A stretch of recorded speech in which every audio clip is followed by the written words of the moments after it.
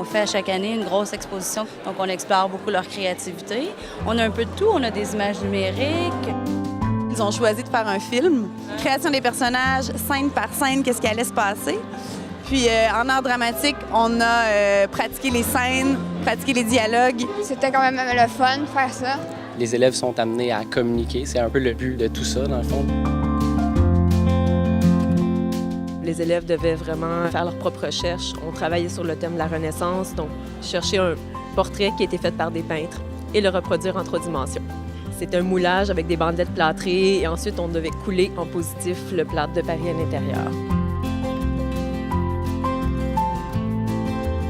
On s'est amusé avec des matériaux de toutes sortes. Les élèves ont été appelés à réaliser en équipe de 2 une robe haute couture. C'est un projet qui a une envergure au niveau régional. Montrer ce qu'on fait, pas juste de créer dans notre petit coin. C'est un petit peu ce qu'on fait aujourd'hui, présenter les talents qu'on a à l'école publique.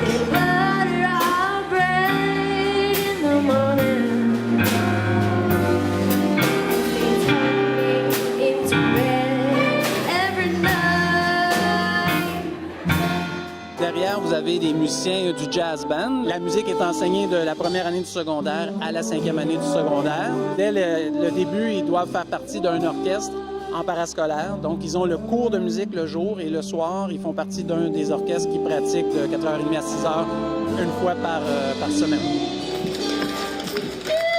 J'ai fait un projet avec les élèves qui s'appelle les affiches sonores. Les élèves devaient décoder les affiches pour aller chercher tous les éléments sonores.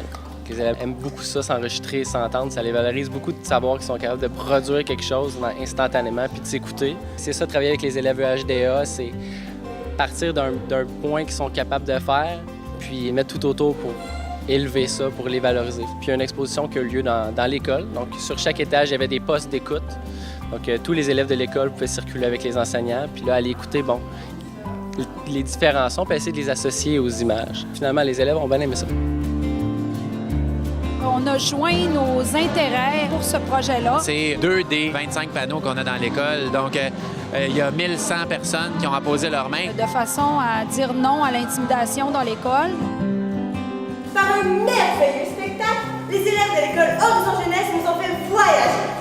Au secours compte plusieurs volets. C'est un spectacle événement pour conscientiser les gens à notre projet qui est l'eau, la sauvegarde de l'eau potable à travers le monde en fait. C'était parti pour 1 an, mais il y a eu tellement d'intérêt et d'implication qu'on n'arrive pas à arrêter le projet. Les élèves sont tellement motivés, ils sont tellement impliqués qu'en fait, c'est eux qui nous tirent, puis en même temps, nous les tirons. Ça prend la couleur des jeunes qu'on a à chaque année.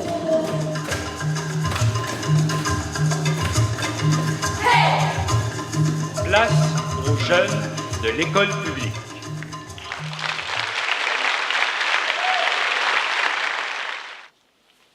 C'est que je n'ai pas tenu ma promesse, le père. La vérité, c'est que j'ai bu la moitié de ma paye et j'ai flambé le reste dans une barbotte. Es-tu content? Es-tu content, là? Et puis ça, c'est toi qui l'as voulu, le père. C'est de ta faute, rien que de ta faute. Là non plus, tu dis rien, le père? C'est parce qu'elle a honte, Bertha, qu'elle va se cacher. L'as-tu vu, sa honte, monter sur son visage? L'as-tu vu? Comme c'est curieux, mon Dieu, quelle coïncidence! Ma chambre à coucher a elle aussi un lit avec un édredon vert et se trouve au fond du corridor, entre les watts, cher monsieur, et la bibliothèque. Comme c'est bizarre! Curieux, étrange. Mais, madame, nous habitons dans la même chambre et nous dormons dans le même lit, chère madame. C'est peut-être là que nous nous sommes rencontrés.